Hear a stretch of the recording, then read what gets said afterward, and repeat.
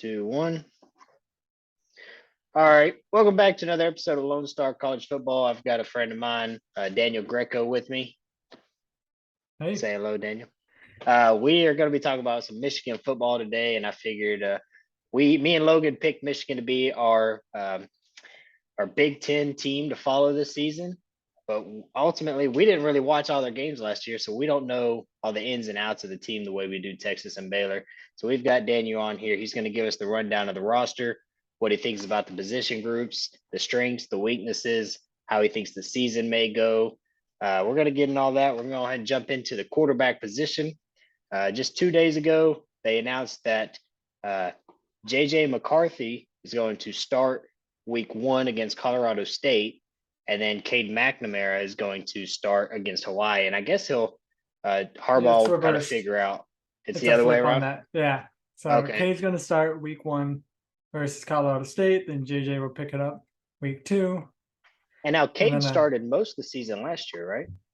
Cade started every single game last year. Oh, okay. So what do you think? He's been starting for Michigan since Rutgers 2020, after Joe Milton just collapsed versus an awful Rutgers team, and Tayden McNamara took over. So do you think that J.J. McCarthy actually has a chance of taking the job, or do you think this is Harbaugh's way of trying to keep him from transferring, make him feel like he has that opportunity, or what? So I think that there's always some of that. I don't want him to transfer. I mean, they're also kind of playing that game with Cade. You don't want him. They have the same number of years of eligibility. So both of them could play 2 more years. And if you're Michigan, the best possible scenario is you have one of them as a starter and one of them as a backup. So they're out of eligibility because they're both good quarterbacks. I don't see that happening for 2 more years after this, but you know, that obviously that's best case scenario. So there is a little bit of that. I will say, I think if Harbaugh was leaning even moderately towards starting Cade, he would have just named Cade the starter as they ran out into the field versus Colorado State. There wouldn't have been any announcement like this. I mean, because it's his job to lose, right? So the fact that they're even giving JJ a chance to start versus Hawaii means that, at least in Harbaugh's mind, this is an actual competition where either one of them could start. There's no reason to break down the confidence of Cade like that without good reason. See, and that's kind of what I was wondering about, is I don't get, if he started every game last season and y'all made the playoffs, y'all had a really successful season last year, and then he started, you said even some of 2020. I wonder what is the thing about his game that he's lacking where JJ McCarthy even has a shot. So what Harbaugh said in his statement was he listed 3 different things that factored into this decision. He said in terms of just leadership and gamesmanship, he sees them on the same level. I don't know if I'd quite agree with that. I'd say Cade probably has the edge there, and that's just because of experience in the locker room. The guys know him, they trust him. But I mean, I don't think for a second that JJ doesn't have the locker room's trust either. I mean, he played in some big moments last year. And then the 2 other things he said were decision-making and athleticism. And I think that's basically been the story of this QB thing. Tayden McNamara is known as a decision maker who's not going to put the ball in harm's way. I mean, he had 6 interceptions all season last year in a 14-game season. 2 of them were against Georgia, which is like the best defense last year. Oh, wow. And at least 2 of the other 4 were just receivers not catching a very catchable ball and it going into. I mean, he just really has made great throws in pressure situations with guys bearing down on him. So that sort of decision making, I mean, I think fan bases tend to not value that as much as coaches do. I mean, fan bases want the big upside. They want the guy to chuck it 60 yards across his chest, for the big touchdown play. Coaches want a guy who's not going to screw up the game for them with 4 minutes left on the clock. And so that plays into it. But I also understand where Harbaugh's coming from with the athleticism thing. I mean, JJ's faster. He can throw farther. He's stronger. He's taller. I mean, he's just a more athletic guy, and he knows how to use it. So if JJ can learn that decision-making thing, I think it's going to be really hard for Cade to hold on to the job. So I guess week 2 will be a good way for Harbaugh to see how JJ handles going out into the field in the first play of the game. Yeah, especially The problem is going to be not that Colorado State is going to be anything good this year. Hawaii just got thumped in the forehead by They just Vanderbilt. got pulverized. Yeah. It's funny. Me and Logan, we did our week 0 locks, and that was one of our games that we did. And I picked Vanderbilt. He picked Hawaii, and I'm like, why would you pick Hawaii? Vanderbilt, although they're not good, they play SEC talent every week. I was like, they're going to go to Hawaii. They'll be And fine. Hawaii got absolutely just torn apart Yeah. in the offseason. I mean, they lost everything. This might Like be the got first nothing. time Vanderbilt has been #1 in the country in points per game. I And it mean, might last until week 2. Depends on who they play. I wouldn't pick Hawaii to beat probably about half of the FCS league. I'm being dead No, serious. I no. mean, That's what I'm and saying. So it's not really the coach's fault or anything. They had the no. whole fallout in the offseason and pretty much their entire starting roster transferred. They have no Yeah. one. Also, So Hawaii, I've heard, is difficult as far as like recruiting goes because they limit the amount of official visits they do because they have a lot of recruits who just want to take an official visit to Hawaii to go have a vacation in Hawaii when they're not going to go. So that puts a yeah. limitation on their recruiting. But what I'm saying is, I feel like JJ McCarthy, like I said, not that I'd expect McNamara to thump Colorado State, but JJ McCarthy is going to get an opportunity to have his first career start against a really, really bad Hawaii team and probably throw up stats. So I guess, well, my question is, how does Harbaugh, it's Jim Harbaugh, right? How does Jim Harbaugh think that between those two games, he's going to get to see enough talent against talent when kind of cakewalk teams? Well, I'll give you two takes. One of them's probably more of the rumor mill kind of take, like the fan boards. And then the other one's what I think is maybe the more like responsible or reasonable answer. Mm-hmm. So the message board traffic take right now is Harbaugh specifically chose JJ to start against Hawaii, knowing that JJ would destroy Hawaii and it would give him an excuse to make JJ the starter because he really wants the upside of JJ, but he doesn't want to displace Cade without giving him a fair shot. So That's you like the think he's message kind board. of leaning I don't. already? I Think maybe. I'm less sure about that, but that is definitely, especially the people in the fan base that already want JJ to start. I That's where mean, it they're makes leaning. sense. It makes sense if you think that the guy who hasn't been has JJ been there his whole career? Did he like he hasn't transferred Yeah, in or last year was his freshman year. He's a true freshman. So and he did oh not redshirt because of the so games he played. so he's a So true sophomore true sophomore. and Cade is what a junior? Cade is he's either a senior or graduated, but he's got the COVID year, and he was a Oh, junior last year. So I think this is his fourth year of football, and so he could play as a grad student again next year, and then have a COVID year after that. So that's where and the eligibility. I think that makes sense because Harbaugh's kind of probably looking at it and saying, if we start Cade this year and he decides to come back, what excuse will we have to not start him next year? And JJ isn't gonna, if he's that athletic, he's not gonna stick around for.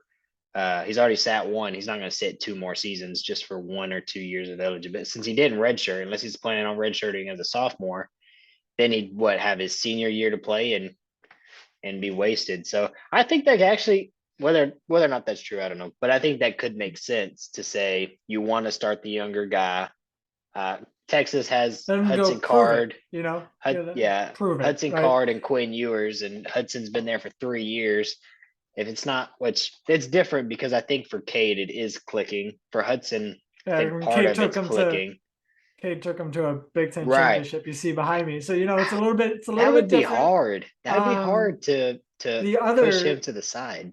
the other sort of take that I think I'm leaning a little more towards is, man, this is just, it's not about the stats they put up. It's not about how badly they beat the other team. It's not about any of that. It's just I want to see both of them play behind the starters, like Yeah. behind the starting center. If you just have both of them play meaningful snaps in both games, but Cade is behind center both games, then JJ's really not getting to show that he knows how to play behind their starters, right? Jim Harbaugh wants to Yeah. see that chemistry in a game time scenario. And what better time to do that than the zero pressure game versus Colorado State or Hawaii? True. Maybe I'll give Colorado State a little more credit. I don't think that's going to be a It won't be. 73 blowout or something like that. I'm No, it might guessing it's be. going to be something like 35-13, something Uh, like that is I my would. I'd guess. probably favor y'all a little bit heavier against a team like I Colorado think the State. line is 27 right now. negative Yeah. 27. And then Hawaii is going to be an absolute massacre. But I'm not sure it's about the stats that they put up. And I think Jim Harbaugh knows that if both of them play their best football, JJ McCarthy is going to put up higher numbers. But that doesn't Yeah. necessarily mean the team operated better. You know what I mean? Right. Maybe he puts the higher numbers, but part of the reason those numbers are higher is because he put the ball in somewhat bad spots, but his receivers were just bigger and better than Hawaii's corners, Right. and they just grabbed it. You know what I mean? And that doesn't fly versus Ohio State, Iowa, Wisconsin, any of these other big defenses. They're not playing Wisconsin this year. You get to the CFP, it's certainly not going to fly against an SEC defense. So you got to have No. the guy who knows you can't just throw the ball really far. He's got to put it in the right spot. I mean, you got to have CJ Stroud is, I think, really the only big quarterback who's kind of proven he can air it out and still give his receivers the best chance possible. And even then, I mean, he's got that amazing receiving core. So like, Yeah. Ohio State's Michigan's kind of receivers known for are that. good, and I'm gonna get to the receivers in a little bit. Their I'm receivers are loaded, but they only a couple of them are really physically going to match up versus some of those best SEC Big Ten corners. You know what I well. mean? Let's go ahead and get into the receivers. I was gonna do running backs, but I like talking about receivers more. I'm looking at the stats from last year. Y'all's leading receiver, C. Corum Johnson, is that his name? That's Blake Cornelius Johnson. Johnson. Yeah, so he was 40 like 800 yards or receptions, something.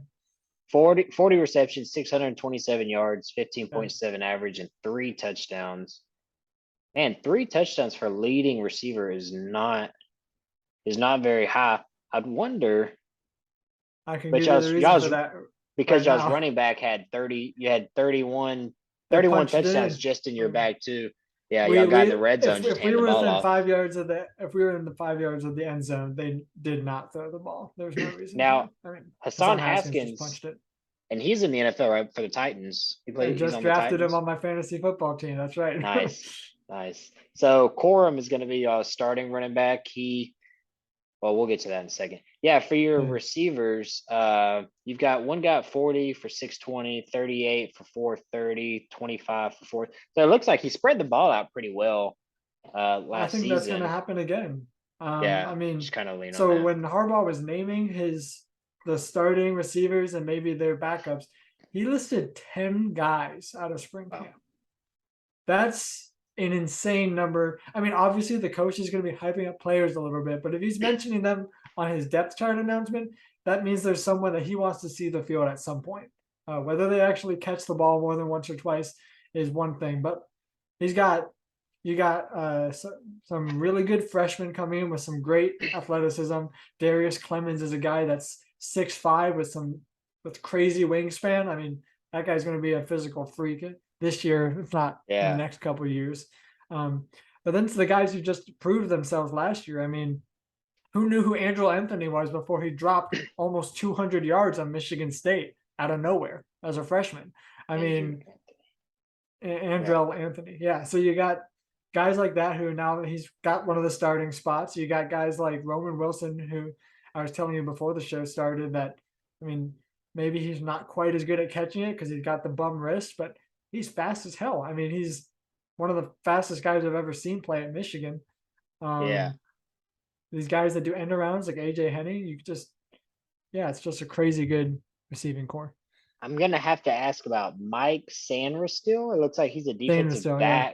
Yeah. A defensive back that had 21 catches for 300 yards, 14 and a half, and 2 touchdowns. What? He just wasn't getting. Oh, it looks like Logan's joining us. Yep. Was he just not getting the playing time at DB and said, "Hey, coach, I wanna contribute to the team. Put me in on receiver. Let me run that slot," or what? Yeah. So Sanderson's an interesting case. He played defense in high school. Okay. And then when he was recruited, he wanted to go to Michigan very bad. And they said, we don't have a spot for you on defense. Because at the time, Michigan had that absolutely loaded defense, right? The 2019 defense. And so they're like, we don't have a spot for you there. And we don't know whether that'll open up by then. He said, okay, just recruit me out as a wide receiver. So by the time he joined the team, I mean, he was already kind of learned their wide receiver playbook coming into 2021. And he played well. I mean, 300 yards is had a good Yeah, season, for a a good defensive opening back, it's a pretty season. good season. But you look at the rest of that receiving core, you got 10 guys already, and the defense is where you had a couple more losses to the NFL. It just made sense to switch him back, and they said he So might you still think go he's going to out play and line DB up. this season? His DB is his where he's going to Okay. start. Yeah. So if they need him to line up in the slot, I'm sure he can pick it back up and do it. But that's where he's been playing in practice camp. Does he do special teams returning for y'all? No. So special teams, I think, is AJ Henning is the punt returner. Roman Wilson is kickoff I was return. just wondering. I mean, a defensive back can do special teaming, but if he's shifting up to play slot receiver, I wondered if he did. The Logan, big thing is whether go ahead. the big wide receiver I haven't talked about yet is the return of Ronnie Bell, who is absolutely going to be WR1. Not a question about Really? it. He was Did he get hurt? primed. He was WR1. He got hurt the first game of the season for his ACL. Mm. Yeah, he Yeah, has one so catch for 76 yards and a touchdown. So yeah, Dang.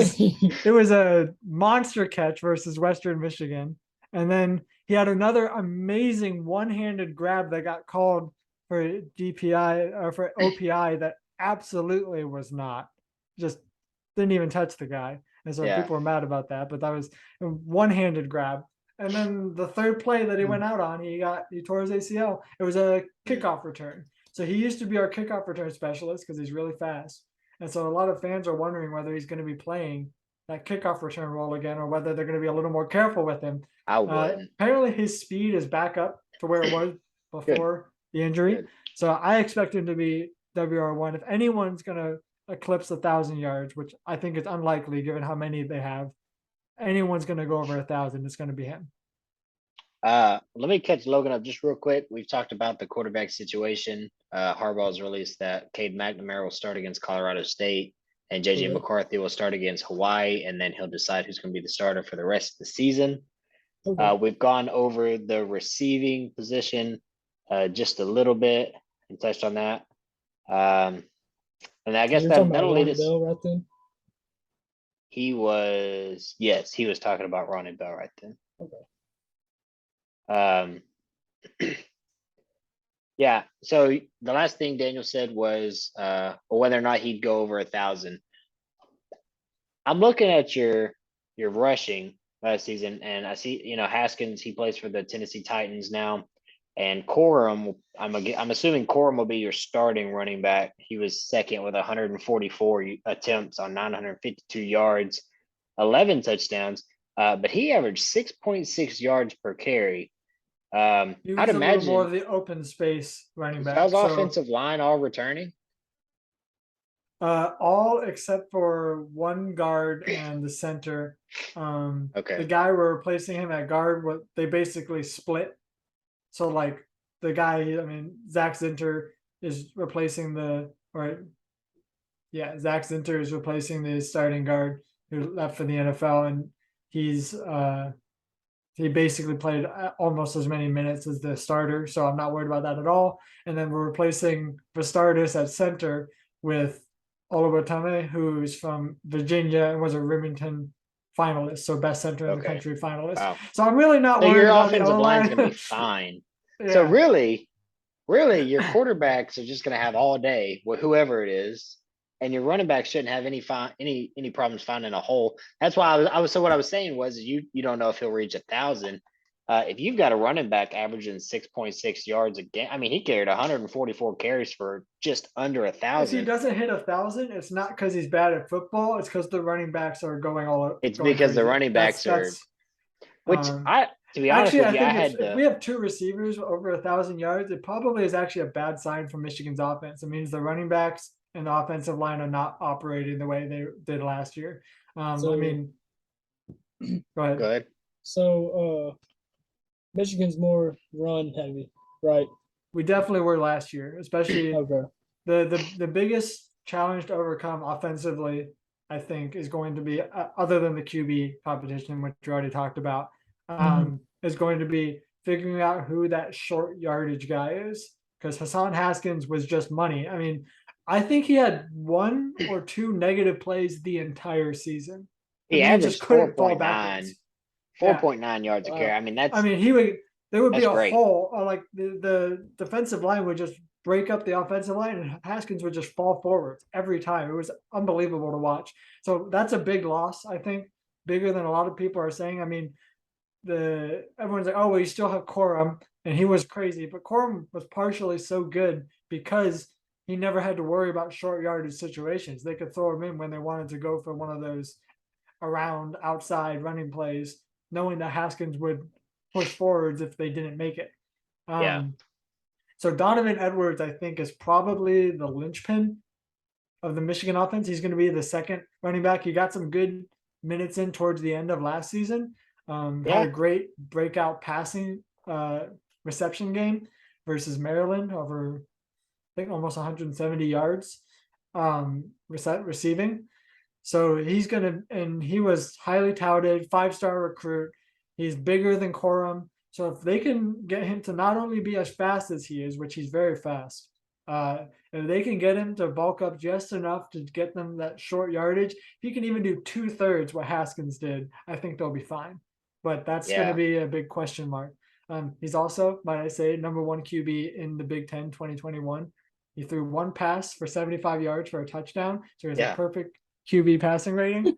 I don't know if you guys saw the McCoy, big move out of the championship way game for completion percentage. Yeah. If you didn't see the big championship game versus Iowa, just go back and look at some highlights. There's a crazy play where they threw it to Edwards, who then turned around and threw it 75 yards. It was awesome.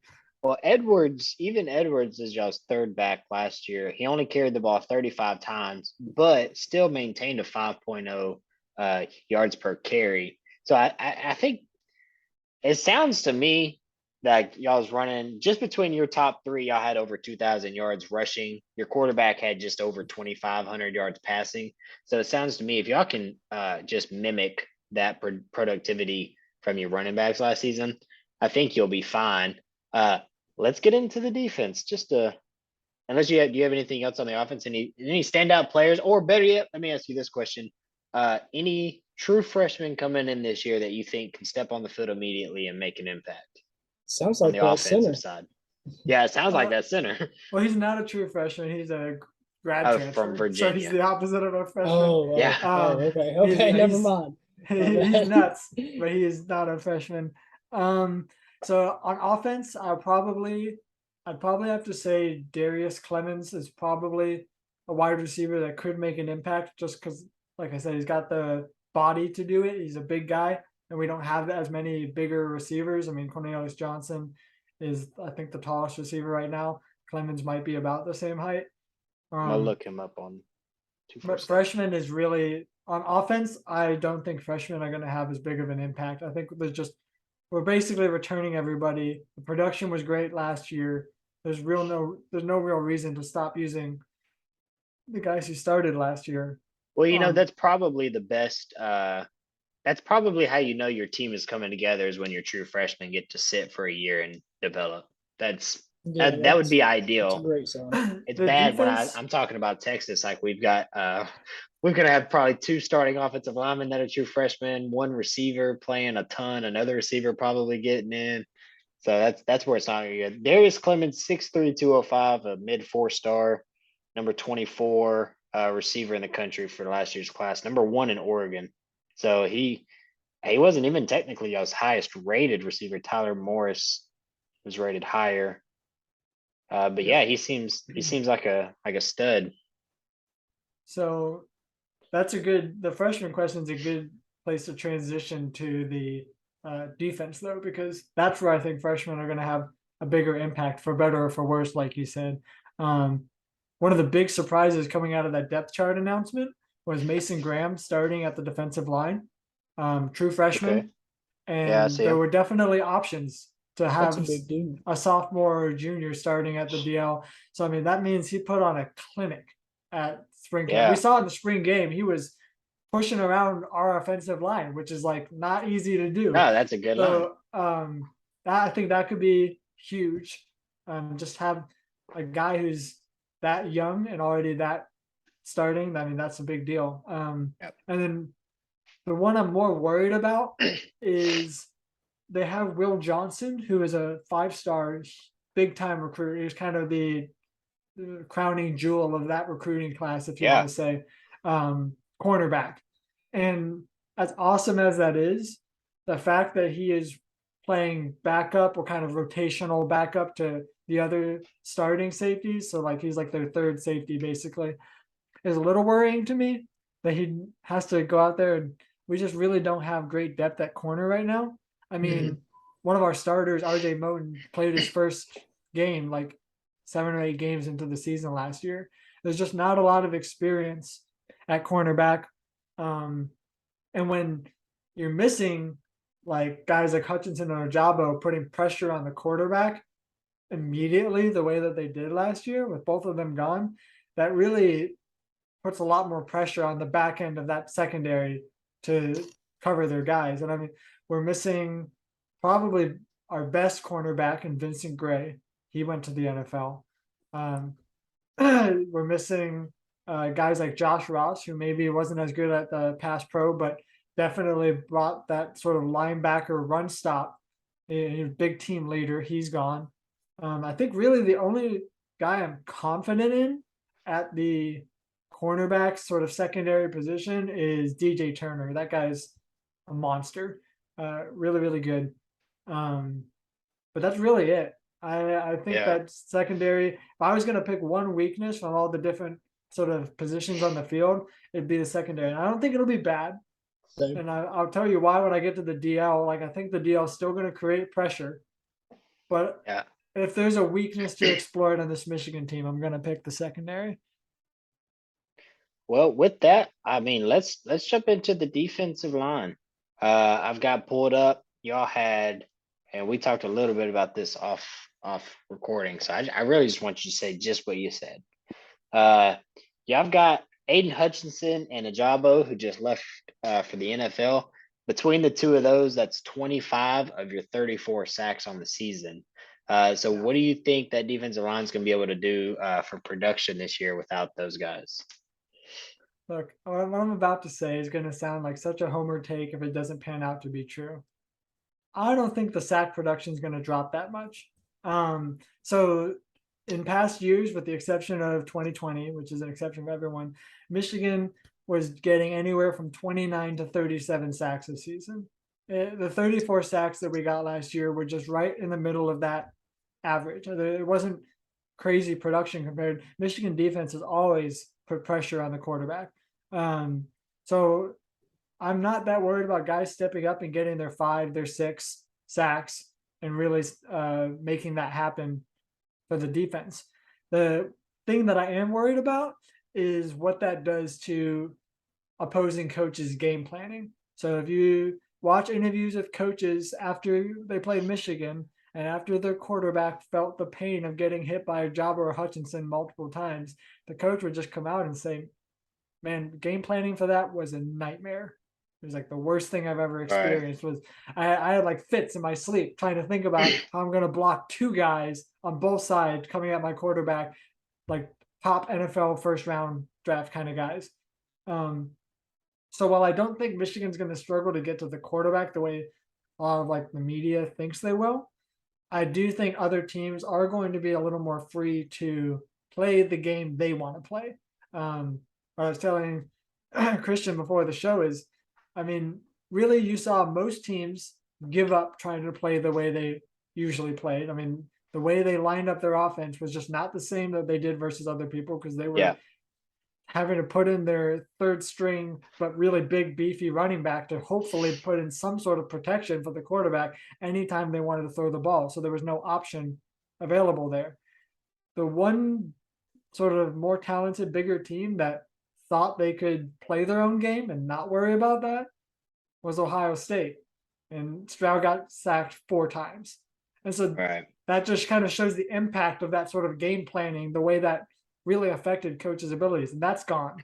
I mean, I think Mozzie Smith isn't going to be awesome this year. I don't know if you guys follow Bruce Feldman on Twitter. He put out his top 100 freaks in college football. It's basically, these guys might not be the best players, but like athletically, they're above him, head and shoulders above the rest. And Mozzie Smith is number 1 on that list.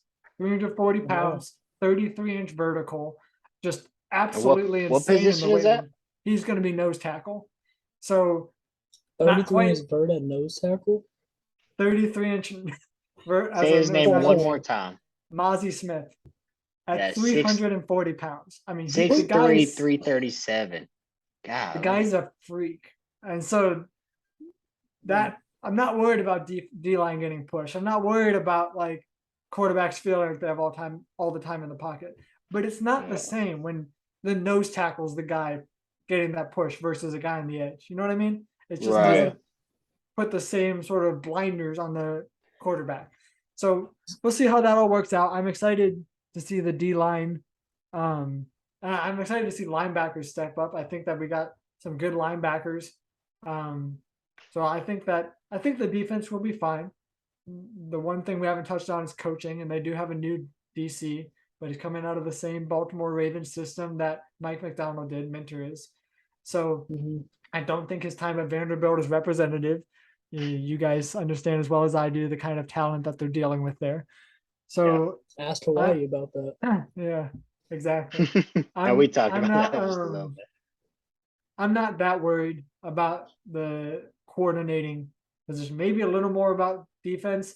Offense is going to be completely fine. I actually think that Sharon Moore and Matt Weiss were already the better coaches last year compared to blanking on his name now, but the OC for Michigan last year who left for Miami, Josh Gaddis. So I just don't see the coordinating falling off that much. I think that Sharon Moore might be one of the hottest assistant coaches in college football. I mean, he was the OL coach before he was co-OC this year. And if that tells you anything, so he's got a great mind, and I think they'll be fine. But okay, so how do you think your defensive backs are going to do if you can't get any pressure on the quarterback? Like, say that there's a random team that just somehow has a good offensive line out of the woodworks. Like, because I know y'all had 8 picks last year, and just compare, Baylor had one person that had 6 by itself, and I don't know if that would just be because the Big Ten is more of like a run-heavy conference or what. But I was just curious of how you think your corners will do if y'all don't get the push that y'all need. I think the corners will be fine. I think they're going to put DJ Turner on whoever the person's best receiver is. I think they're going to put Will Johnson on if they got a guy who's tall and fast, because Will Johnson's tall and fast. I think Jamon Green's a little bit of a weak point. Are they going to get 15 interceptions on the season? No, they're not. Do I think they're going to maybe cause some drops that don't show up on the stat sheet quite as much? Yeah, absolutely. They got the athleticism to keep up with most receivers. I think really the when that's going to come down to it is the Ohio State game. If Jim Knowles gets his defense together and Ohio State shows up with any semblance of an O line, I mean, supposedly they were supposed to last year. I didn't see it. I didn't see Ryan Hayes. I saw Ryan Hayes on skates, so I don't know what, but they've got, they've always got 5 stars in the wing. So I'm not season's for other teams. That's a big deal. Last season for Ohio State. They're going to come back reloaded, and these guys might live up to the standards that the last guys didn't, and then it's a whole different ball game. So if they got the O line that they didn't last year, I fail to see how some like DJ Turner and Will Johnson by themselves are going to stop that Ohio State receiving core. There's going to have to be game management. Michigan's going to have to be able to run the ball and chew time off the clock, and they can. They did all last year, and so that's not a like and the end of the game. That's not like, oh, they can't they can't stop the pass, they're going to lose. I think Michigan absolutely has the tools offensively to counter their weaknesses defensively, if that makes sense. But it is an uphill battle, and like I said before, if there's a weakness, it's there. I think that I think the Ohio State game could be interesting because of the receivers. They lost Garrett Wilson to the draft. They lost Chris Olave to the draft. But a lot of people that I've heard on the Ohio State side think that Jackson Smith and Jigba is better than both of them. and he was just kind of buried on the depth chart. Paid his dues I'd absolutely agree with that take. I've Jackson watched Smith some and Jigba film. is I've watched the film, and I tend to lean that way. We'll see this year how does he handle being the number one receiver? You know, we've seen people on a team where you're the number two, the number one takes all the coverage, and you just dust them.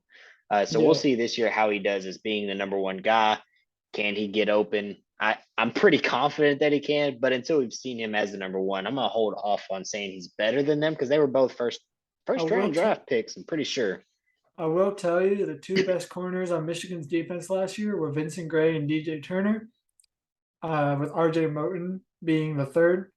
So those are the three corners, and I'd say DJ Turner, and Harbaugh said this, DJ Turner was number one, Vincent Gray number two, RJ Moten number three. And in order, DJ Turner was on Jackson Smith and Jigba. Vincent Gray was on Garrett Wilson, and RJ Moten was on Chris Olave. So that tells you anything about how Michigan perceived it. I think it wasn't like a coverage. Jackson Smith and Jigba's got the third string guy on him, so he's getting away. So I truly do think he's the best receiver on that team, and I'm terrified for Michigan to play against him this year. Man, y'all did lose. Sorry, one sec. Y'all did lose Dax Hill. He was one of your better receiver. He looks to be y'all's best tackling defensive back. He was a safety. Did he drop down and play in the box? He had the most tackles. He was everywhere. He played in the box. He played safety. He played nickel. He had seven. He was one of those everywhere type guys. He had 8 passes defended and 2. He was tied for second most in picks, and he led your team in passes defended. So I guess that's where I was kind of getting at for your.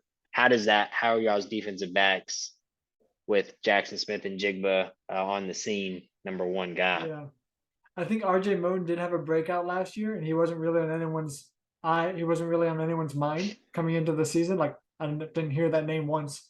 Rod Moore is another guy who I think had a breakout season last year, who wasn't really on anyone's mind. And so I think the best thing Michigan has going for it is actually a coaching advantage. Michigan has kind of quietly, I think, for the last 5 or 6 years, been one of the best teams at getting that high 3-star recruit and making everybody wonder why he wasn't a 4 or 5. I mean, they've got talent development in a way that just most schools don't. And that comes from Dave Aranda. 5-star person over player. And Baylor could actually relate to the exact reason. The reason for that is the schools around them. For us, it's Ohio State. For you guys, it's your A&Ms or whatever. They're pulling all the big guys in your area. You can't grab every 5-star in your mind because there's the guy 3 hours down the road who's taking them all. You have to do what you got with the high 3-star. And so you get the coaches that can develop it, and it ends up working out. Works better than some other teams. I don't want to name Texas. Yeah, man. What I was going to say earlier is that one thing that I love about y'all's defensive back room is that I'm looking at the roster right now, and they all got pretty good size on them. Me personally, I love having height at in coverage, just because, like, even I forget which game it was, but we saw one of our short guys, I think he was like 5'8" or 5'9", just get absolutely torched last year. I forgot what game it was. But that's just one thing that I always worried about. Like, if I see somebody that's like 5'9", 5'8", it worries me. Because unless they've got a really good wingspan, being short is a very, very big disadvantage at the defensive backfield. I think if I was going to pick another freshman other than Will Johnson, who everyone kind of knew was going to be one of the starters, especially if we get an injury at cornerback, you might see, or an injury at safety nickel, you might see the name Zeke Berry pop up. That's another freshman coming in who, like you're talking about. You want to talk about size? That guy's like 6'5" with monster wingspan. So I don't think he's quite there in terms of skill, and I think that's why he's not on that depth chart quite yet.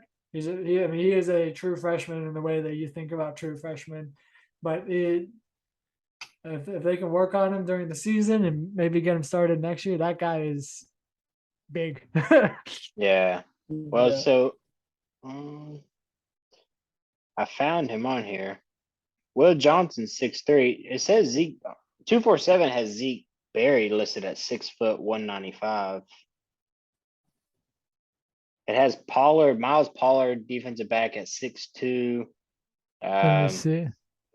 It's got Keon Sabb at 6'2", and then Will Johnson at cornerback 6'3". That's a big corner. I like that. I like that size there. Yeah. You Wait got, a minute. Why do y'all have a 6'4" kicker? Golly. because he's Six- money. 6'4", He was 280 money. pounds. He's Jake Money Moody. I mean, that Big dude. Money Moody. No, that I mean, dude's 6'1". I'm talking about Tommy Doman, whatever. Dude's Oh. 6'4", 208 pounds. And I think he's playing backup to I both just looked at the roster and like kicker. I'm trying to remember who they. Yeah, put him at defensive. they don't end. have listed here. Oh, there he's down here. If you for some reason you got to scroll like way down to the punter. Brad Robbins is our punter. Yeah, he's 6'1". That's what I wanted to talk about. You know, Michigan's what I'm actually really excited about. I think is going to be a complete continuation from last year. I am excited about special teams. I think Michigan's special teams are up there with the best in the country. I think they were rated at least top 5 in the country for special teams last year. You talk about returning special All of teams it. or just kicking game? all of it.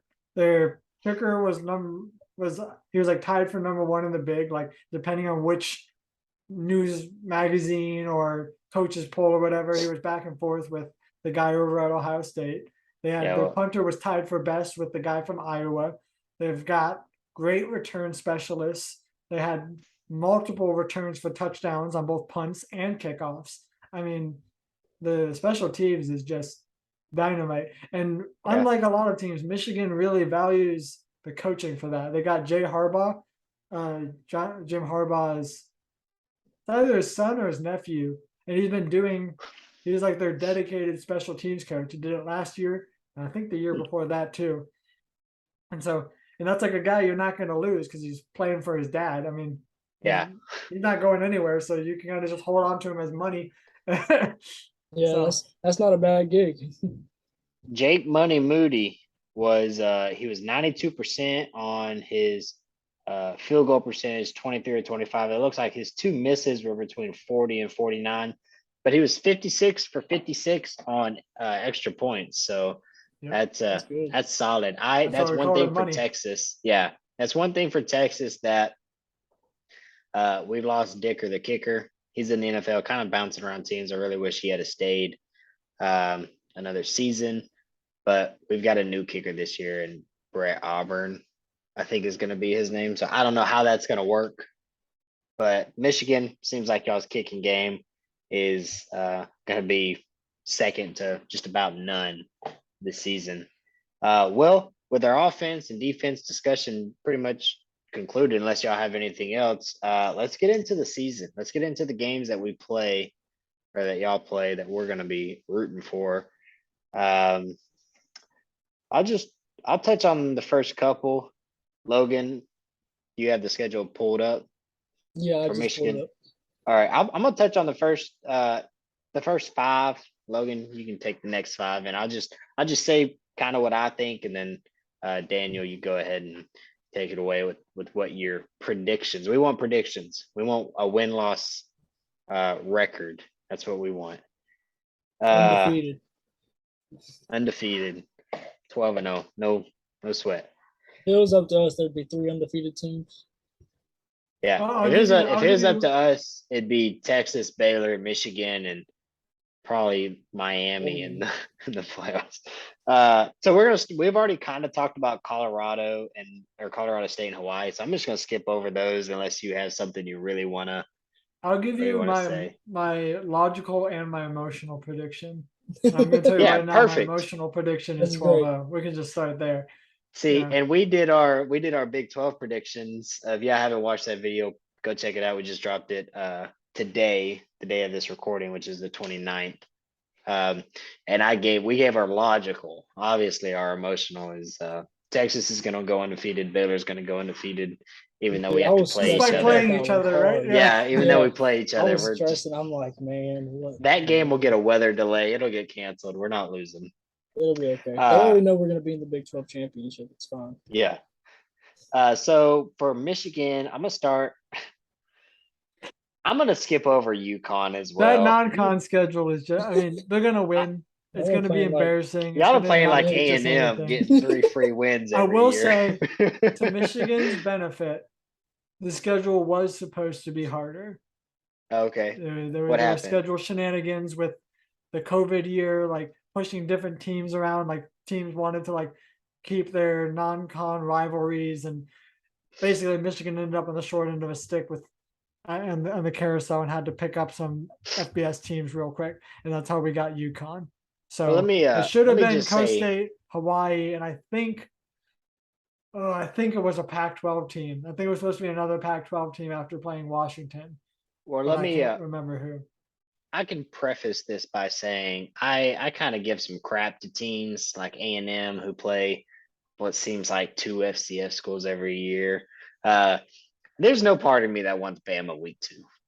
Okay, so I talk crap, but if I could, I don't know if I'd tell the Texas athletic director to start scheduling FCS, but I would gladly take Rice on the schedule every year or Or LA Connecticut. Tech.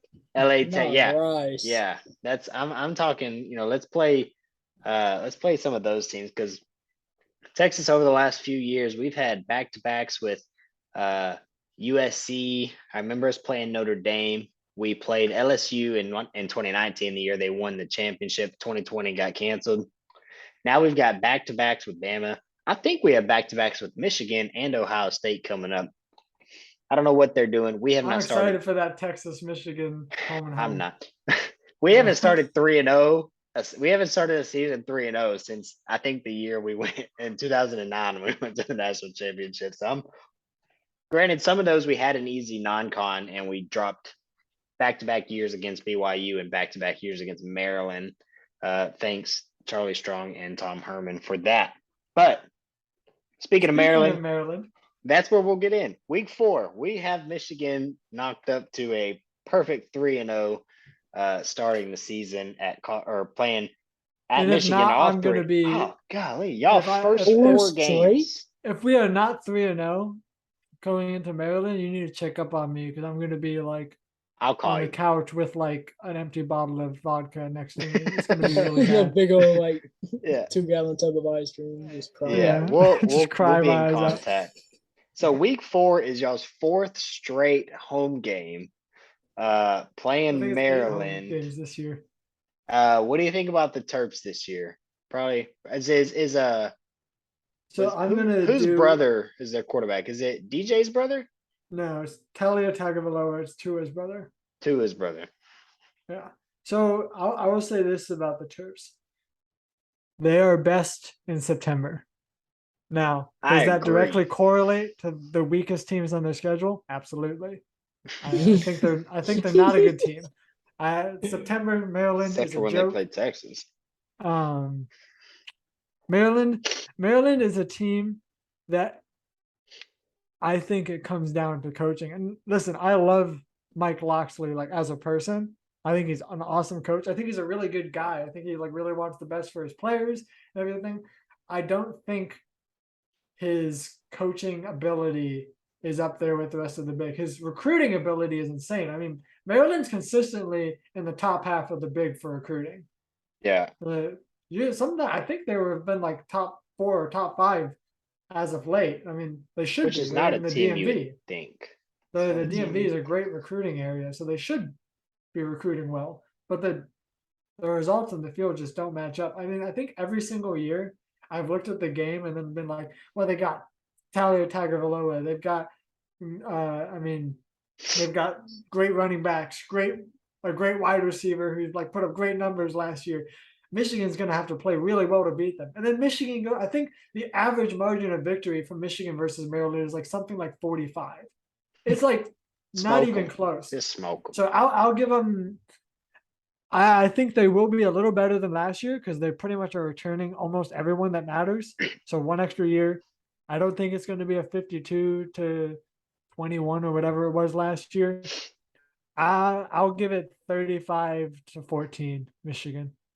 It's my I like it. I prediction. think I have no reason to doubt that Michigan will beat Maryland next season. Logan, what do you think? And I think Michigan's just going to come in and just dominate them, especially with it being at home, the fourth straight home game. I Yeah. don't think it's going to be pretty for Maryland. That's so. No matter what I thought month it it was is. crazy that Texas, our first three are all home. I thought that was wild. I can't imagine having four. We get to go to BYU week 2.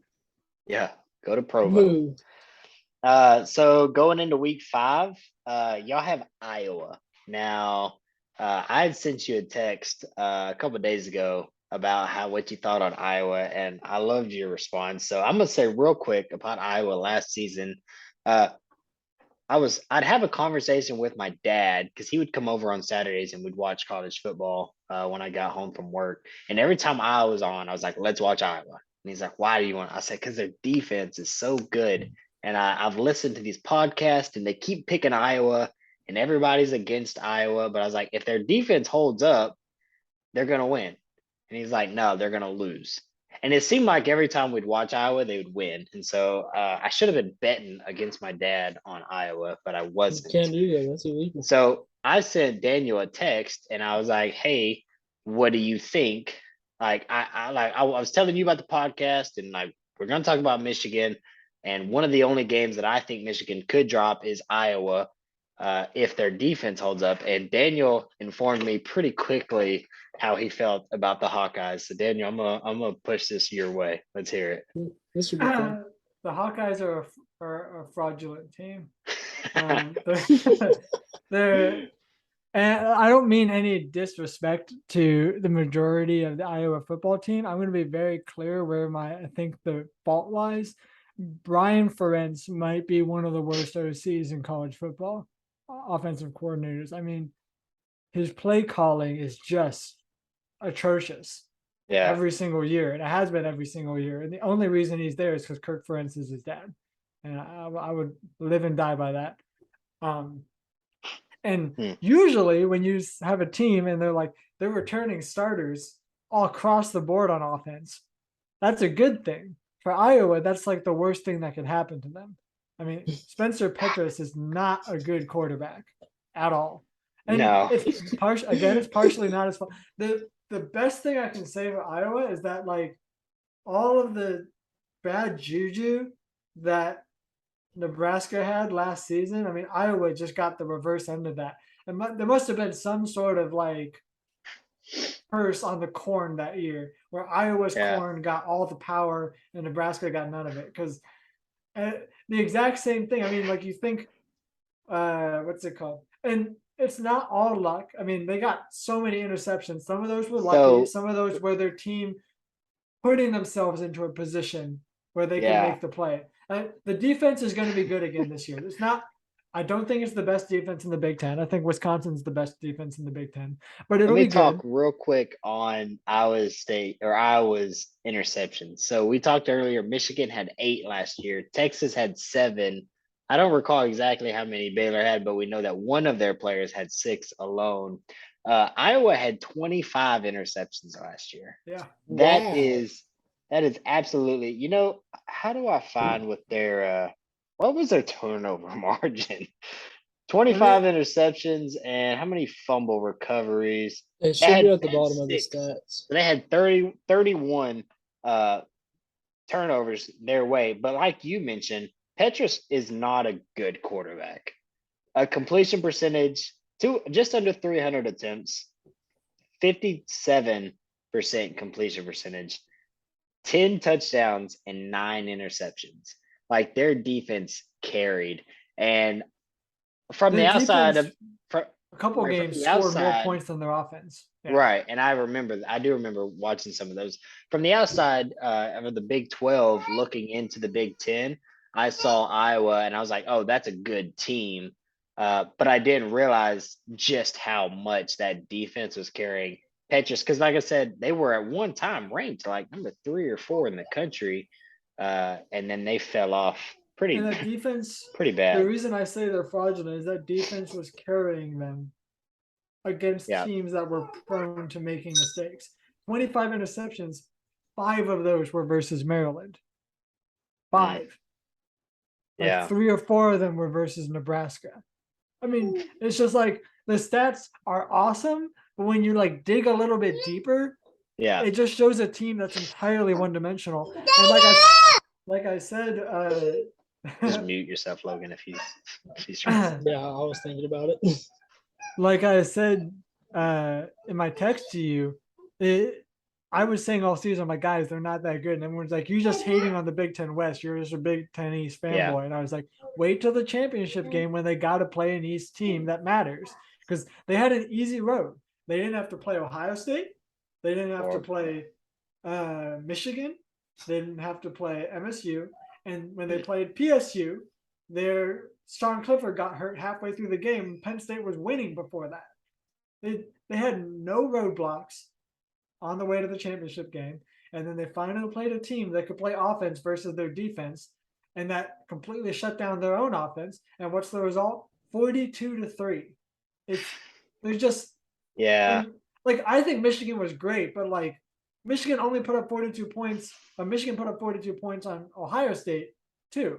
So like your defense, and everyone was talking about how Ohio State's defense was not good last season. What's it called? They had to get a new defensive coordinator because their defense was so bad. And Yeah, they brought you're gonna in Jeff expect the defense- Grimes from Oklahoma State, I think is now the defensive Jim Knowles, coordinator yeah. at Yeah, who is it? Jim Knowles. Oh, Yeah, maybe I'm wrong. Is it the guy from Oklahoma State? yeah, it's the same guy, Jim Knowles. I thought it was Jeff Grimes Grimes. is Jeff, you think Jeff Levy, Is it- who went to Oklahoma? no, he's talking about Baylor's old OC. That's at Tech. Oh, the OC is the same, I think. Anyways, all that to say, I will say to Iowa's, I guess it's to their credit, their offensive line did not look the way it usually does last season. 32 offensive line- sacks. Their offensive line Yeah. is usually something you can count on. And that's usually the only thing that's like protected their offense from its weak points, which is everything else. And it wasn't there. I don't expect that to be the case this year. They lost Okay. a couple of people, they're bringing a couple of people. It'll be at least decent. So I don't think it's going to be 42-3 when Michigan plays them. I would be shocked if it was. I don't But think you don't think Iowa's it'll be gonna close. You don't think I it'll be think it'll- close either. If it was another big championship game right now with their two teams, I'd put it at like 35-10, maybe 35. 28-10, maybe. Gotcha. And since it's at Kinnick at night, I'm gonna say like 24-10.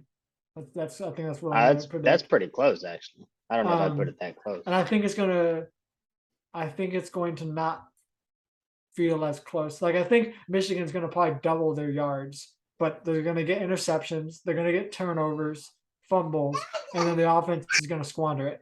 So I don't think it's gonna turn into points. That's my Yeah. prediction. I would also pick Michigan over Iowa, knowing what I know now. I may have spoken earlier just on a little bit of recency bias, and I almost forgot. I guess I didn't even realize that in the Big Ten, Michigan and Ohio State are actually in the same division of the conference.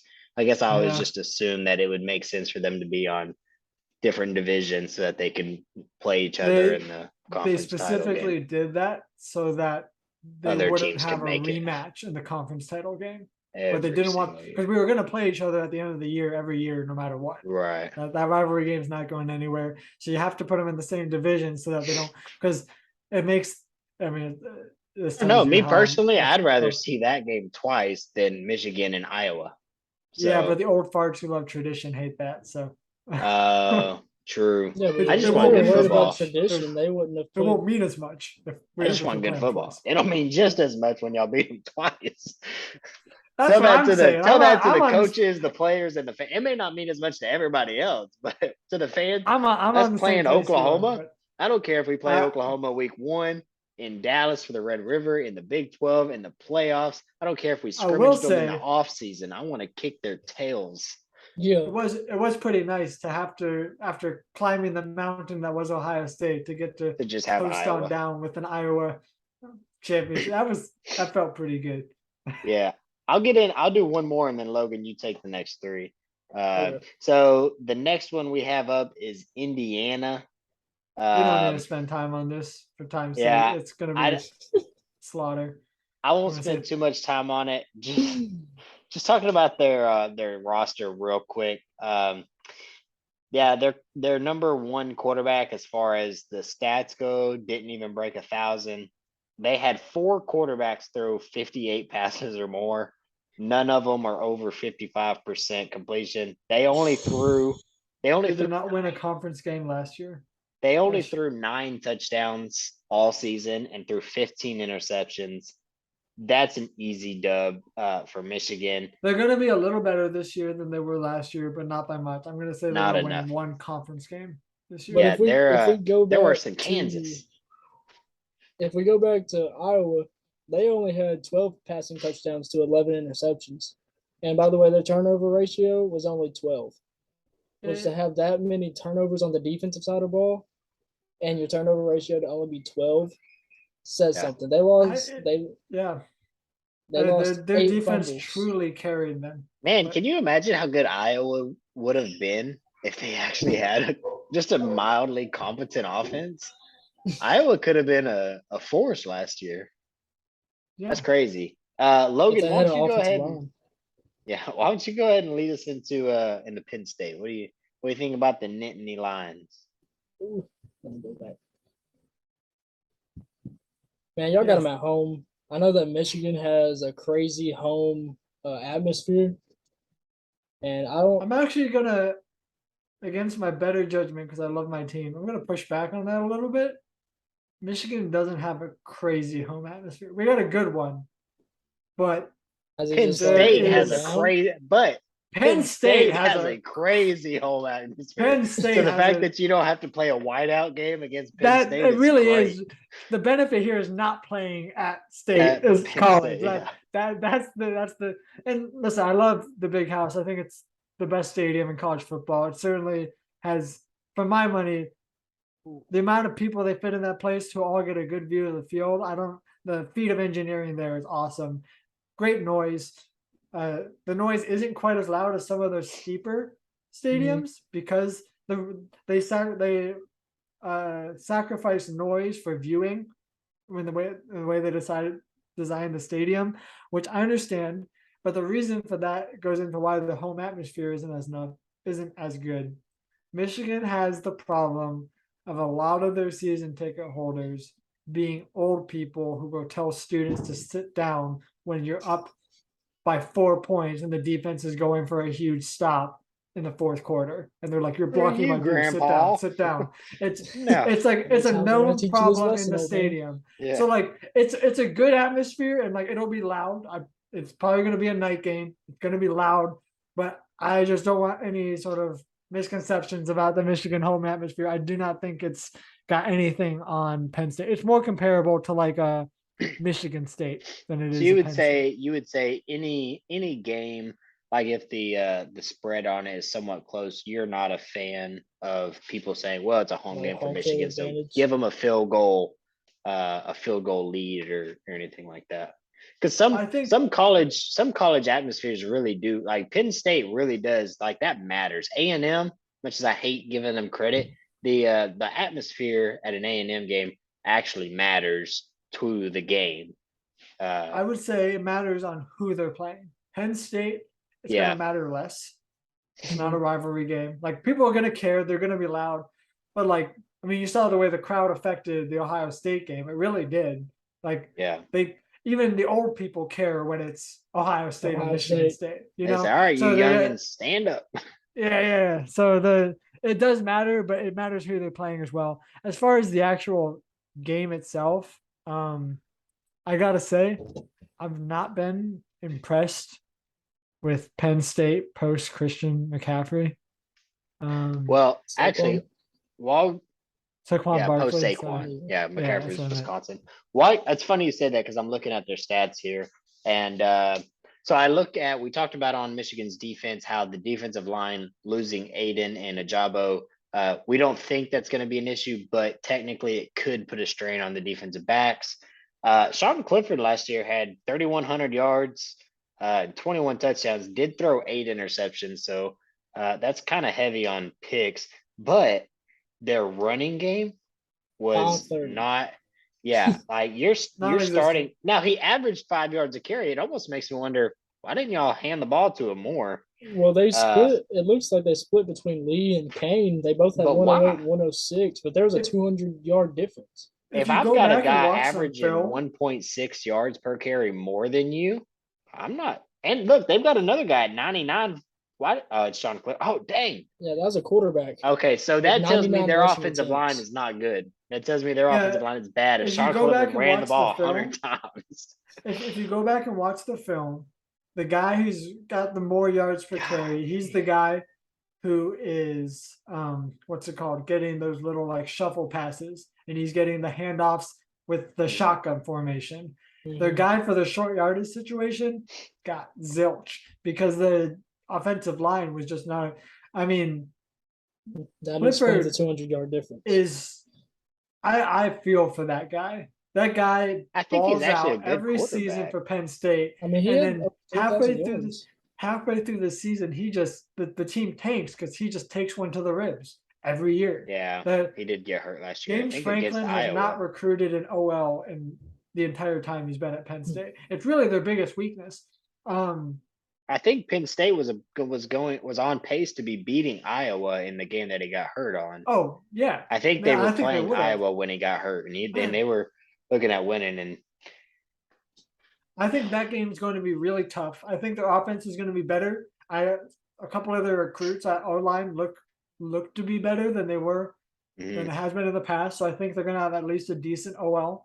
Their defense needs to fill the roles of some absolute studs that went to the NFL, but they reload on defense every year. That's going to be a good defense. Penn State is not was. going to be. If Penn State comes in with a healthy Sean Clifford, that's going to be a close game. It's going to be a really close game. I think it'll be close. I'm going to say 28-24 Michigan with a healthy Sean Clifford. Wow. If Sean Clifford's injured, I'm going to have to disagree just because that offensive line is so bad. I don't see how, even without Hutchinson and Ajabo, I think y'all's defensive line should be able to get pressure, especially if y'all just scheme up some kind of linebacker blitz, corner blitz, safety blitz, anything. I think any kind of stunt y'all throw at their O-line probably gets through. I would predict that to be a pretty easy win. Penn State it was Penn State and Michigan State were the other two teams that I was considering when we were picking what team we were gonna root for in the Big Ten. Ultimately, I told Logan, I said, well, Michigan made the playoffs last year, and that's who I wanted to win the playoffs. So I know I can root for them. So we went with Michigan. Oh, but and then moving on to Michigan State, again at home, like you just said, the people might actually be cheering during that game. I was under the impression that y'all had a bunch of people that were showing up, getting loud and everything, but I could see it if it's a lot fan of atmosphere was better last year than it has been in years past. I don't know if you guys followed the whole Mr. Brightside phenomenon, where Michigan kind of made that into like their team song that they sang every single game, and Jump Around, which if you guys haven't heard Jump Around, that's or not Jump Around, that's Wisconsin. Pump It Up. Some Michigan, I think it was who is it? Jordan Harris. One of just the backups on the team last year was listening to this like electronic dance song called Pump It Up, like before the game to like get hype. Yeah. And the rest of the players like started getting hype. And like someone who was works up in the scoring booth, like saw them jamming out to it, was like, oh, this song's like kind of good. And like asked him about the song. And then the stadium started like playing it like in between quarters and stuff. And like the team would like get all super hyped. And then the crowd got into it. So the fan atmosphere has been improving this year. I think Michigan State's gonna be I'm excited for that game. I think that game's going to be Revenge City, and I don't think that's the homer in me. And the reason for that is I don't see Michigan State's secondary on defense improving drastically from last year. They had the literal worst secondary in FBS football last year. Michigan Michigan Michigan State. State. So now, The literal correct worst. me if I'm wrong. Michigan State last year, y'all were winning by a decent amount at one point, and Kenneth And then Walker we got just, Kenneth just- Walker, yeah. and he's and- gone. Like if Oh, I'm looking yeah, at all the, credit that's, to him. that's That what one of guy- my main things was going to be is that he's gone. So at That least guy's I don't a have to worry freak. about I that. just want to they've full got credit to they Michigan State. That guy is a beast. and they're running rushing touchdowns. He had 18 of their 23. That only leaves 5 rushing touchdowns. Well, their 4 of them quarterback were the had 4 quarterback. of right. Now And one of them was a receiver. Thorne looks kind of nice at 32 and a half hundred yards, but only a 60% completion percentage, 27 touchdowns is not bad, but 10 picks And isn't 10 great. interceptions.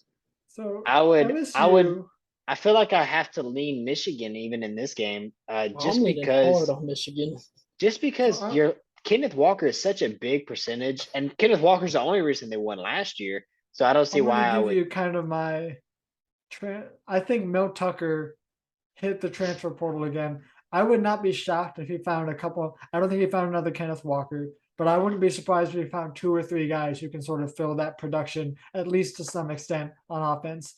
I think their offense is going to be good again. I think Peyton Thorne's going to be better than he was last year. I think their offense is going to be fine. I wonder Their if they even defense, tried their to get. defense is just they didn't get any major transfers on their defense secondary either. And the guys they had last year are just not good at blocking the wide receivers. And the reason I think this game is going to be different is not just Kenneth Walker, although I think that's going to really help Michigan's defense. The big difference is that I think Michigan's offense is going to be more pass heavy and better in the pass. We got all these receivers coming back who all can catch the ball like crazy. We're going to be possibly starting JJ McCarthy by this point, who can air it out with the best of them. 5-star recruit, was shown to like throw crazy deep balls with accuracy, and they have no secondary. I mean, it's just a simple. It's not just who you beat in; it's how you beat them. And Michigan State hasn't beaten anybody with their secondary in the entirety of last season, and they've shown no signs that they've improved it over the offseason. I don't see how that secondary. I think Michigan's just going to. Michigan threw for 430 yards with the run-heavy defense that they had last year on Michigan State. I think they're going to. I think they're going to just completely air it out, 500 plus yards in the air, and it's not going to be close. Yeah, last year they only had 10 interceptions and 54 pass deflections, which isn't great, but I mean, 38-17 is going to be my score prediction for that Score one. prediction on that. yeah, the dude with the most picks was only 2. Mhm. That's rough. That's Maybe we push past Rutgers real quick. I will say I think Yeah. it's going to be a good. I think it's going to be a good game. Rutgers played us close last year. I think their coach, Greg Schiano's good coach, but just for the sake of time, Yeah, Michigan's we gonna win can. that one. We'll push back. I mean, really, we could probably push back the next 3. Except Nebraska. That's gonna be a Nebraska. fun game. That's gonna be. Y'all won't play Scott. Scott Frost won't be there. Yeah, I'm actually scared for that game now because Scott Frost will be gone, and who knows what Yeah. they'll unleash on us at that point. They actually released him? although Or y'all just So they're saying going that? to as soon as his No, they're buyout going drops on to. October 31st. yeah, his Oh, buyout. that's drop- why we you talked- said that today. Yeah, I was telling you his buyout's 15 million, but it's gonna drop, and then they're just waiting for it to drop, and they'll buy it out. Oh man. I was talking to y'all, and I was like, I agree. Scott Frost is not. He's not it. He's not that guy. But He's I so bad. refuse. I refuse to let Casey Thompson get away with catching some of that L. Okay, because Texas last year we lost 7 games. Okay, in 6 of those 7 we had a lead going into the third quarter. In Sick 5 him. of those 7 we had a lead in the fourth quarter, and I refuse to let Casey Sick get him. away from that. I refuse. That's And fine. I'm just saying. if it's Scott Casey Frost Thompson's is fault, not that Texas is guy. winning a natty this year, dude. I mean, we saw how he did against Northwestern in the fourth quarter alone, throwing 2 picks to choke the game. 53 yards and 2 picks, and he threw back-to-back balls that should have probably been picked off. I'll give Michigan the win on that. I'm gonna make a really controversial statement. If Michigan Okay. is 10-1 going into the Ohio State game, I think Nebraska is the most likely one to beat them. Not Really? because they're the best team on their schedule. Not Because because Scott of Frost that. won't be there. It's gonna if Michigan regresses back to their I have to lose one stupid game this year, I'm gonna pick Nebraska for that game. They didn't Felt do it that last one. year. MSU was a Felt that fair one. loss. Kenneth Walker is a really good player. But usually they have in the lead up to Ohio State, they got one stupid loss. And I'm gonna pick Nebraska for that one. So I gotta say Nebraska is I'm gonna say 28-21 Nebraska for that one. So you're actually predicting Nebraska. Yeah, with logic. In my heart, Michigan's gonna destroy them. But See, I feel like that's odd because I would say with logic, Michigan has that game easy. Like, not that I think Nebraska's actually not a bad. I mean, Casey Thompson, I'll give him all the crap because we went 5-7. But I'll add a caveat. And last If- week he sucked. If At their the end. lines improve, which I don't know if you guys saw the comment that Frost made about how awesome it was that his players were puking during practice. And I'm like, bro, you haven't conditioned your players at all. If their lines improve, Nebraska is the team that could pull it off versus Michigan before Ohio State.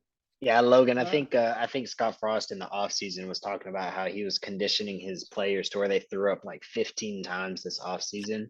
And I want to say, could be wrong. I want to say one of the Northwestern coaches tweeted something talking about, I think he said like, and to think we only threw up 4 times this offseason or something like that. And the guy I listened to, They he was looked talking about gassed. that. The guy I It's was, a joke, but the O-line and D-line both look absolutely gassed by mid-third quarter. Absolutely gassed. the guy I was listening to, it was the Cover 3 podcast. Anybody, if you like college football, go listen to Cover 3, Chip Patterson, and like that's a great podcast. But he was talking about it. He said he's probably pretty sure that after the game, they're in Ireland, so they probably just went and drank a bunch, and he didn't drunk tweeted to think we only threw up 4 times this off season just to That get that makes sense little why- jab. I saw something that Northwestern was staying until Monday, so that could make sense. Yeah. So right. What about Illinois? It'll be a good. Illinois is going to be a 6-6 team this year. That's my prediction. Michigan's going to beat them handedly, but I they think beat Wyoming. They I beat think they're in Wyoming good hands pretty well. under Bielma. So I think Wyoming's Brett pretty Bielma's a good bad. coach. All right, well, that only leaves us with one more game, and At on my count, y'all are 11-1 or 11-0. I mean, that leads us into you may not like this, but the Ohio State University. Yeah, and Ohio State last yeah. year was pretty stout. Y'all got the best of them, and I'm actually happy for that. I'll be rooting for Michigan. I like Harbaugh. I like Michigan. I think y'all got some. It's easy to root for teams that have dope jerseys. Yeah, I've got dope jerseys. CJ Stroud, though, just for reference, and I could be wrong. I keep quoting this. I need to Google it first. I believe Colt McCoy still holds the record for completion percentage in a season. I think it's like 72.3. CJ Stroud had a 71.9 with 44 touchdowns, 6 interceptions, and 4,400 yards. With you telling me that you think Pretty y'all's good. weakness is going to be y'all's defensive backfield, that gives me a lot of reason to be concerned. Not to mention the fact that Travion Henderson in the backfield, I've heard a lot of. Personally, I'm going to say Bijan's the best running back in college football. I've heard a lot of people make really good arguments that it's Travion Henderson. He's at least the best in the big. That's my he's definitely the best in the big, and he might be the best in college football. I just ain't gonna say that. Personally, that's logically and emotionally, I'm not saying it. They had 15 Bijan all touchdowns day. last year. Yeah. So what do you think about this matchup? What do you think y'all's defensive line going to be able to push past that O line to give y'all's defensive backs a break, or is Jackson Smith and Jigba, who, well, goodness, I guess he led their team in receiving last year. Dude, he's really good. I'm telling 1,600 you. yards. Golly, I'm telling you, he's really good. I need to go look at Jordan Addison's stats. How did this guy not win the Biletnikoff last year? Because a bunch of his yards came in the bowl game where Olave and Wilson didn't play. So yeah, which is I think after the voting for that. Yeah, but still, he's averaging over. No, he's crazy. Well over 100 yards a game. He's crazy. Yeah, 62 passes defended, 12 interceptions, 36 sacks. That's a pretty good defense. That's probably nothing. Their defense, right? Their defense beat up on a couple low teams and kind of got some of those stats. Their defense beat up on low teams through just pure physical size. Just makes sense. Bigger guys. There's a reason they dropped their DC. I think that was the right move. This game really comes down to, I actually don't think Ohio State's offense versus Michigan's defense is the matchup to look at. It wasn't last year, and I don't think it is this year. They're going to get theirs. Doesn't matter what we do. We were what was the score in that game crazy. Last year? 42-27. But they had a lot of yards. A lot of those things happened with like goal line stops by Hutchinson and Ojabo. I mean, there was one where they forced them to take a field goal after they were like first and goal. I mean, wow. Yeah, so there's just some great defensive playing there on the line. But they're going to get theirs. They made some crazy catches last year. They're going to do it again this year. That's not really what I think the matchup is. Really, the big question is how fast can Jim Knowles put together an OSU, an Oklahoma State-like defense? Because at Oklahoma State, it took them like 3-4 years before they were that powerhouse machine that they were. At Ohio State, he's got bigger, better players, bigger, better recruits than Oklahoma State did. So I don't know. I know his scheme's complicated, but so is Michigan's. And when Mike McDonald came in and they picked it up over the course of a season. So like, I don't know how fast Knowles is going to get that defense up and running. If they're like humming and stuff by mid-season, I think Michigan's in real trouble. I think we're talking about hostile environments. The shoe is a hostile environment. Yeah. I mean that. This game it's at Ohio State. It's at Ohio State. Yeah. So it's hostile environment. I think Jim Knowles is a really good DC. It's just how fast. Like if Ohio State defense isn't top 10 in the country, I don't think you cut Jim Knowles. Like I think he's still one of the best DCs in the country. But Ryan Day was saying during like media days, man, we got to have a top 10 defense. Yeah. And he's right. They really do. You can't, because the problem is it doesn't matter how good your offense is if the other team's offense does what Michigan's offense did, which is keep your defense on the field and run the ball down your throat over and over. You can only throw the ball so many times. Like there's only 60 minutes in a game. Yeah. And like we already talked about, Michigan's O-line is not getting any easier for them to deal with this year. They're not going to have like a guy they can push around on the line. Like, and I don't know. I think that if I don't see them stopping Michigan's run game, but I don't think Michigan's run game is quite as strong as it was. There's a reason Hassan Haskins scored all his touchdowns last year. It's because that's the power back. You know, they overpowered them. They don't have quite as much of that this year. So I'll say this. If Jim Knowles has a top 10 defense going into that week and that final week in November, I'm going to pick Ohio State to win. If their defense hasn't got it together by that point, I'll take Michigan because I think their offense is going to be more loaded and better. I think it's going to take their defense can't just improve a little bit. It can't just get like one step better because we know Michigan's offense is going to get one step better. They're going to have better QB play, more wide receiver options. The O-line's not going anywhere. It's probably going to improve. So their defense has to get a lot better. I think it can. I think Knowles is good enough of a DC. I think they got the talent. It's more likely Ohio State wins, I think. Knowing what you know, I mean, scratch, obviously your predictions can change, and we'll probably bring you on throughout the season. I'm loving this conversation. Knowing what you know, prediction. Right now, Yeah. I'm gonna say 35-24 Ohio State. Ohio what we're gonna State. say. So that's on your end That'd be is a great on 10 y'all's and 2 defense. is a 10 and 2 season on your end. Dropping the last Probably two of 11-1. I don't know. I want to say Nebraska's gonna pull an upset, but I feel like you're if y'all right. lose the game, Logically, it shouldn't happen. logically, if y'all lost the game, it Based should on be just like Michigan the State. stats But and like the players, Michigan should go 11-1 and play in the Rose Bowl. I would Michigan, with the exception of last season, Michigan has a really nasty habit of not doing that.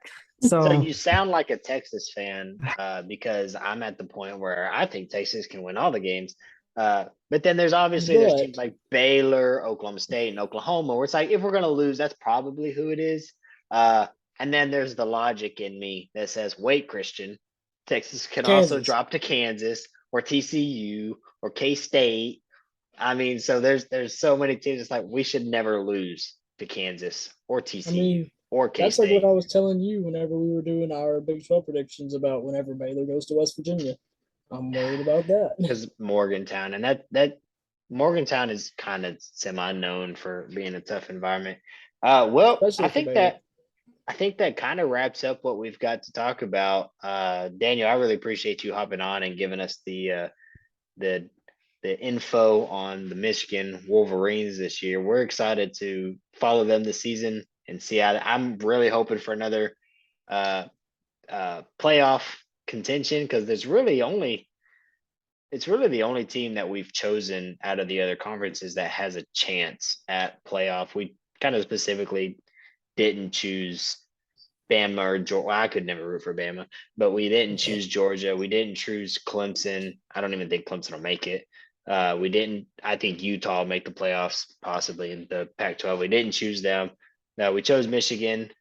I think they have a pretty good odd at making it. I think even a potential. Well, I guess that's kind of what screws y'all over from not being in different divisions than Ohio State. But then again, y'all'd have to play them twice. I think even a potential 11-1 Michigan could make playoffs if the rest of the country plays at a specific way. But it's going to be hard. I think The if SEC, Michigan drops a game to Penn State, for example, and beats and wins all their other games, and Ohio State only loses to Michigan, but they beat Notre Dame at the beginning of the season and Ohio they win State would get everything it. else, I think they might both make it into the playoffs. The only way that would be hard to do, because if the SEC put because in OSU two, would be not ranked 1 at that point. If we get to the end of the season and Michigan and Ohio State beating everybody on their schedule, and they like going into the Michigan game, they'd probably be ranked 2 or 1. And yeah, so I if y'all could beat them, easily it see that might. happening. But Yeah, we'll see. I guess the only problem would be is if Utah runs the table on the Pac-12, which I think they can do. I think USC will give them problems. Oregon might give them a fit, but Utah handled Oregon twice last year, and the Oregon team last year, I would say, is probably better than what they're working with this season. So we're gonna be rooting for the Harbaugh and the Wolverines, and we'll be excited to reach out to you and hopefully have you on a couple more times throughout the season, see how everything's stacking up, how we thought the players would play, and how stats are looking. The wins are stacking up. Yeah, thanks for Anything having else, me on. I guys? appreciate it. I just Yeah. want to throw something out there that was sent to me. It's one of ESPN's analysis people. They put out their projected playoff bracket, and on the left side is Texas A&M and Pittsburgh, and then the right side is Baylor and Michigan. Ooh, Yeah, you And want to then guess they who that analyst was? Do what? the one you were talking Christian, about you want to earlier. guess who that analyst is? Is it that one you were Guessing talking you've about seen it. earlier? It's Desmond Howard, Hmm. Michigan guy. So I don't give it that much. But he put y'all losing to A&M in the championship. Michigan would. I already told A&M. Christian knows we got a mutual friend who's a big A&M fan. I already told him if Michigan Poor and guy. A&M are playing the championship game, we're going. They're going. We're going. They're going. I don't That's care. like And I us think with the Big 12 championship at Baylor and Tech. or Texas, not Tech. I think Michigan would probably beat A&M. I've released a video that I made on A&M. Y'all go check it out. I'll talk real quick. A&M lost their Baylor's- defensive coordinator, Mike Baylor's Elko. beating Michigan. What are you talking about, bro? Baylor's not beating Michigan. I gotta Stop, head out, Logan. guys, but I'll let Yeah. you finish Alright, up well- your SEC talk. Oh, Thanks for yeah, I having me on. I appreciate really it. appreciate Yeah, it. man. No problem. Appreciate you. It was great hearing from somebody. Like and subscribe, guys. Yeah, I'll just close it here. Appreciate Y'all can it. follow him at L_Patterson_3. You can follow me at Christian H_88. And y'all can follow the channel at LoneStar_CFB. Daniel, do you have anything? I have no socials, but Cool. catch me here Hey, next that's a time. good Stay thing. All subscribed. right. Perfect. Y'all have a good one.